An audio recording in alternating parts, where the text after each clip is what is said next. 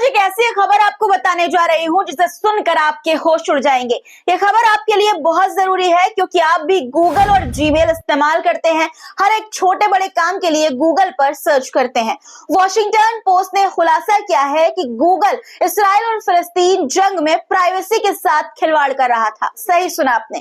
कैसे, ये आगे बताऊंगी। और टिकटॉक पर फ्री फिलिस्तीन लिखने वालों के साथ जो होगा वो सुनकर आप भी बस यही कहेंगे कि ये तो तानाशाही की हद से भी ज्यादा है।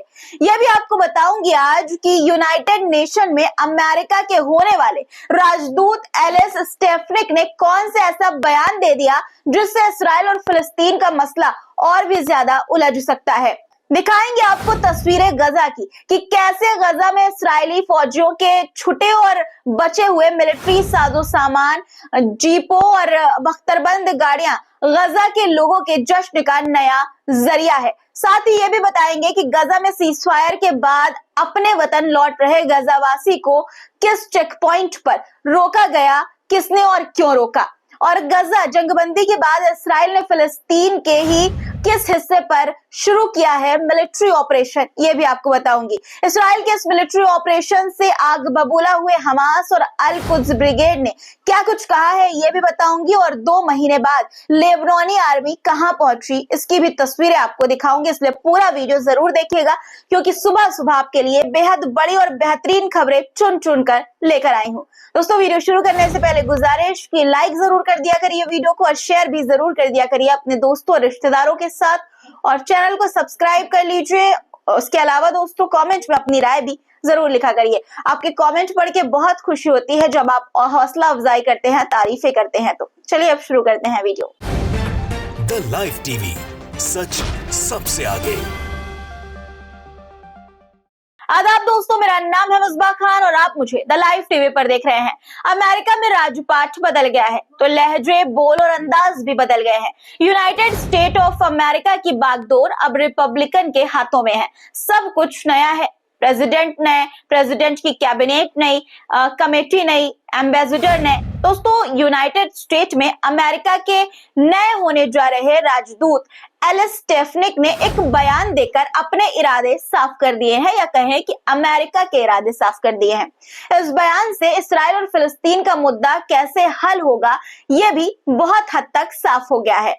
एलिस स्टेफनिक ने कहा कि इस्राइल का वेस्ट बैंक पर कब्जा उनका बिब्लिकल हक है। जी हाँ, सही सुना आपने। यानी कि इस्राइल और यहूदी जो मानते हैं कि फिलिस्तीन और आसपास के इलाके को 4000 साल पहले उनके किंग डेविड ने बसाया और किंग सुलेमान ने इसका निर्माण कराया, और अलक्सा मस्जिद उनका सिनेगोग है जिसे उनके किंग सुलेमान ने हजारों साल पहले बनाया था। ठीक इसी इतिहास और बिब्लिकल फैक्टर के तहत यूनाइटेड नेशन में अमेरिका के राजदूत ने बयान दिया है। इस बयान से अंदाजा लगाया जा सकता है कि दुनिया इस्राइल और फिलिस्तीन के बीच की लड़ाई में कहां तक इंसाफ करेगी।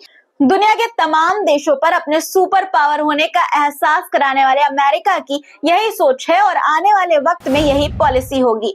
एलिस स्टेफनिक ने कहा कि अगर उनका नॉमिनेशन यूनाइटेड नेशन में कंफर्म हो जाता है तो वो इस्राएलियों के साथ सपोर्ट को और मजबूत करेंगे। यह सिर्फ बयान नहीं है बल्कि यरूशलेम का भविष्य है जो आगे बहुत कुछ तय करेगा। हालांकि बाइडेन सरकार में भी बहुत ज्यादा राहत नहीं थी। पिछले 4 सालों में बाइडेन प्रशासन ने यूनाइटेड नेशंस में इस्राइल का मजबूती से समर्थन किया है। गजा में इस्राइल की थोपी जंग को रोकने के लिए सिक्योरिटी काउंसिल के सीजफायर प्रपोजल को बार-बार वीटो किया। उधर वॉशिंगटन पोस्ट ने भी बहुत बड़ी खबर का खुलासा किया है। वॉशिंगटन पोस्ट ने खुलासा किया है कि 7 अक्टूबर 2023 को इस्राइल पर हमास के हमले के बाद गूगल के क्लाउड डिवीजन के एक एम्प्लॉय ने इस्राइल के डिफेंस मिनिस्ट्री के लिए एक कंपनी की एआई तकनीक तक बेहतर पहुंच के लिए दबाव डाला। दस्तावेजों से पता चलता है कि गजा जंग के शुरुआती हफ्तों में गूगल के एम्प्लॉय ने कंपनी के एडवांस एआई टूल तक पहुंच के लिए इस्राएली आर्मी की मदद की। ये काम तब हुआ जब गूगल ने इस्राइल सरकार के साथ क्लाउड कंप्यूटिंग टाई अप से खुद को दूर करने का ऐलान किया था, क्योंकि गूगल के बहुत से एम्प्लॉयज टाई अप के खिलाफ थे और विरोध कर रहे थे। वॉशिंगटन पोस्ट ने खुलासा किया कि गूगल इस्राइल की डिफेंस मिनिस्ट्री और आर्मी को सीधे तौर पर सपोर्ट करता है। एम्प्लॉय जब इसका विरोध करते तो उन्हें नौकरी से निकाल दिया जाता। ऐसे तकरीबन 50 एम्प्लॉयज को गूगल ने उस दौरान नौकरी से निकाल दिया था। सोचिए, जिस गूगल पर पूरी दुनिया भरोसा करती है, गूगल के जिस मेल पर लोग आंख बंद करके भरोसा करते हैं, हर रोज कुछ ना कुछ मेल करते हैं, अपनी बातें शेयर करते हैं, डॉक्यूमेंट जरूरी शेयर करते हैं, कोई नई इंफॉर्मेशन हासिल करना हो तो गूगल पर ही सर्च करते हैं, उसी गूगल ने गजा जंग के दौरान इस्राइल का खुलकर सपोर्ट किया और एडवांस एआई टूल से उसकी मदद भी की। आज गूगल मैप के जरिए आप दुनिया के बहुत से मुल्कों और बहुत से शहर के रास्ते, गलियों, चौराहों, बस्तियों, आबादियों और मकानों का जायजा ले सकते हैं। गजा के लोगों के साथ ये बहुत बड़ा धोखा था। गजा के लोगों की सबसे बड़ी जासूसी में इस टूल ने बहुत मदद की होगी। खैर, गजा में तो सीजफायर हो चुका है, गजा में लोग जश्न मना रहे हैं और इस बीच एक अनोखा नजारा सामने आया है।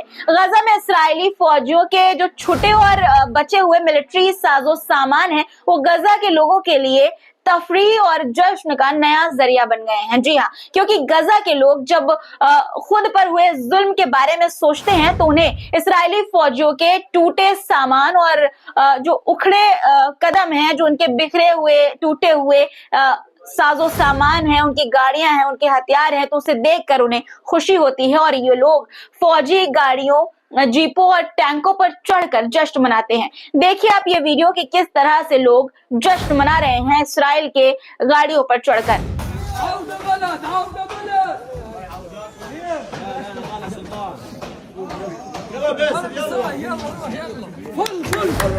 गजा में अभी फिलहाल सुकून है, सीजफायर है, लेकिन अब इस्राइल के निशाने पर वेस्ट बैंक है।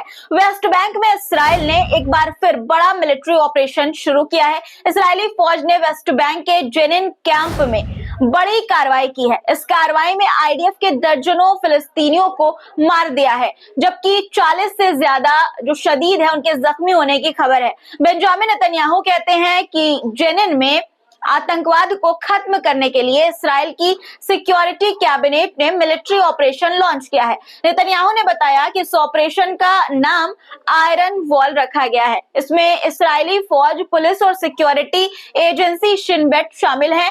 जेनिन में इस्राइली फौजी, जो इस्राइल के फौजी हैं, वो लगातार उनको बढ़ाया जा रहा है। इस्राइल की फौज को जेनिन में इस्राइल फौजी डिप्लॉयमेंट को लगातार बढ़ा रहा है। इस्राएली फाइटर प्लेन्स ने जेनिन पर हमला भी किया है। दोस्तों, शार्प शूटरों, बुलडोजरों और बख्तरबंद गाड़ियों समेत इस्राएली फौज शहर के रिफ्यूजी कैंप घेर रही है और एम्बुलेंस को अंदर जाने से रोक रही है।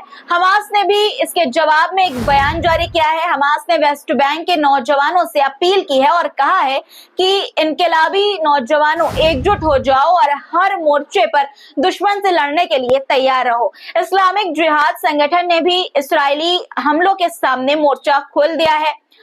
इस्लामी जिहाद की अल-कुद्स ब्रिगेड ने यह कहा है कि उसके लड़ाके रिफ्यूजी कैंप के पास बढ़ रहे हैं और इस्राएली फौजियों पर जवाबी हमले कर रहे हैं।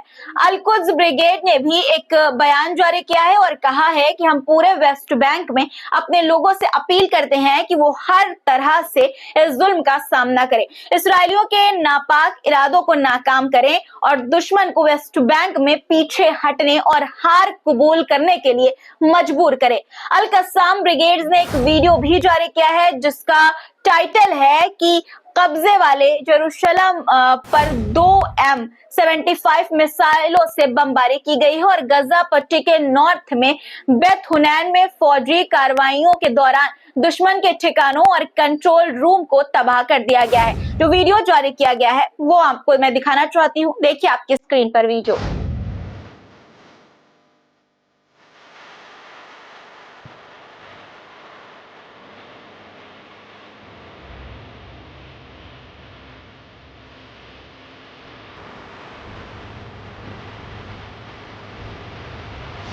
और अब बात लेबनान की करते हैं। लेबनानी आर्मी ने तकरीबन 2 महीने बाद कफर चौबा में फौज की चौकी बना दी है। जी हाँ, फौज की चौकी लेबनानी आर्मी ने बना दी है। जंग के दौरान आईडीएफ कभी भी इस इलाके तक नहीं पहुंच सकी थी। आईडीएफ की जो फोर्स थी वो नहीं पहुंच सकी थी यहाँ पर, ना ही यहाँ हमला कर सकी थी। और अब यहाँ पर लेबनानी आर्मी ने अपनी चौकियां तैनात कर दी है।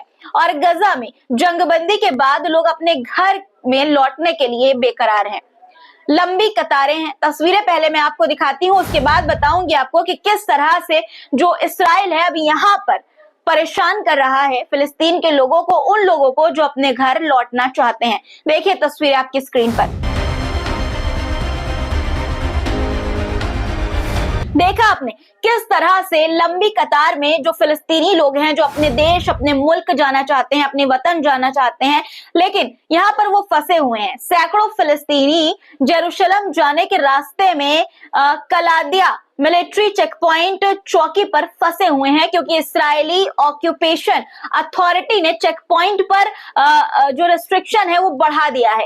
एक तो लोग 15 महीने से दर बदर भटक रहे थे, अब जंगबंदी हुई है, उजड़े ही सही, बिखरे ही सही, जले हुए, टूटे ही सही, ये लोग अपने वतन वापस जाना चाहते हैं। ये अपनी बर्बाद हुई इमारतों और बस्तियों को अपनी आंखों से देखना चाहते हैं। उन मलबे में न जाने किसका कौन सा रिश्तेदार दबा हो और उसकी लाश मिल जाए, उसका शव मिल जाए, ये भी लोग देखना चाहते हैं। लेकिन इस्राएली ऑक्यूपेशन अथॉरिटी अब चेक पॉइंट पर भी ज्यादतियां कर रही है।